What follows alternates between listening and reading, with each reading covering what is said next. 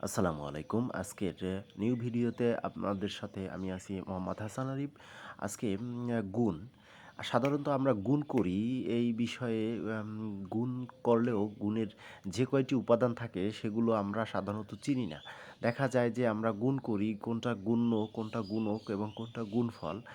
তা আমাদের নির্ণয় করার ক্ষেত্রে আমাদের আম বিলম্বিত হতে হয়।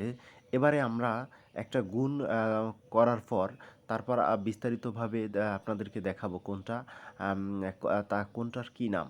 যখন পাশে একটা অঙ্ক দেওয়া আছে ১৭ গুণ ২ সমান, সমান ৩৪। এখানে ১৭ হচ্ছে গুণ্য এবং ২ হচ্ছে গুণক।